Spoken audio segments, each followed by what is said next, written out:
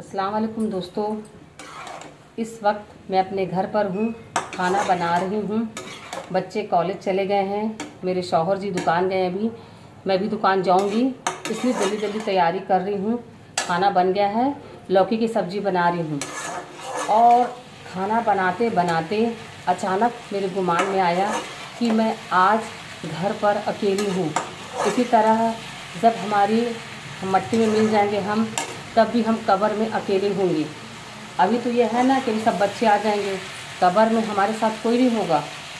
उस वक्त क्या करूँगी? उस वक्त हम कहीं बाहर जा भी नहीं सकते हैं। उस काली कठोरी कोठरी अंधेरी जगह से कैसे निकलेंगे? कौन हमको बचाएगा उस वक्त?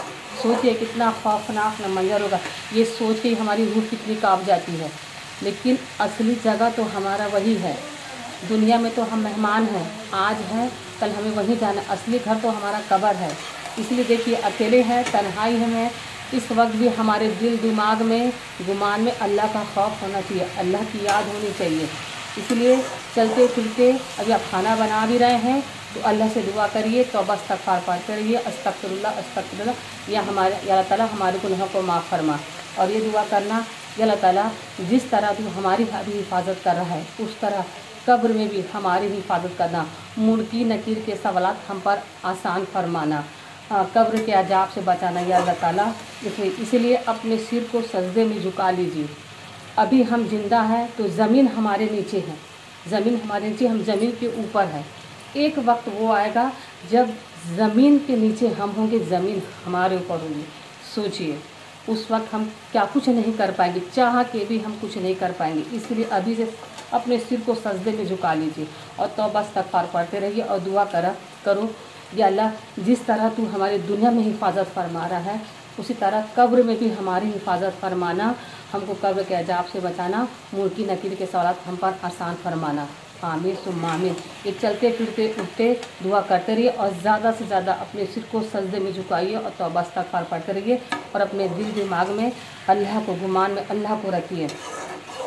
दुनिया में तो हमारे गुनाहों की माफ़ी होगी और हमारी दीन दुनिया आखिरत सब संवरेगी।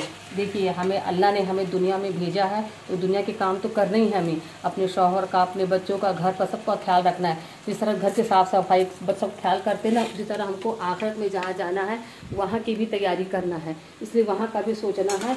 तो दुनिया के काम करते करते करते हुए हमें आखिरत की फ़िक्र करना है और अपनी आखिरत दीन को संवारना है। ये देखिए मेरी सब्ज़ी बन रही है, किचन है, अभी घर में कोई नहीं है तो मुझे 12 बजे तक सोच रही हूँ ज़ोहर की नमाज़ पढ़ के जाऊँ, निकलूँगी। आज आयते करीमा मेरे मोहल्ले में है तो वहाँ भी मुझे जाना है, वहाँ भी मैं तौबा करते रहती हूँ और सबके लिए दुआ करती हूँ। अल्लाह ताला सबको अच्छे से रखना, खैरियत से रखना और हम सबको आखिरत की रसवाई परेशानियों से बचाना।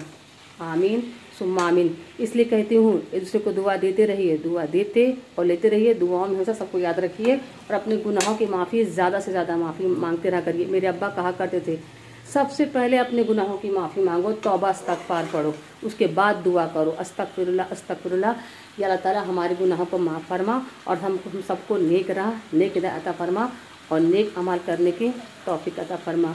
आमीन सुम्मा आमीन। अल्लाह हाफिज़। इस तरह और वीडियो बनाती रहूँगी और अच्छी अच्छी बातें लोगों को बताती रहूँगी, खुद भी सीखूँगी, औरों को भी बताऊँगी। अल्लाह हाफिज़।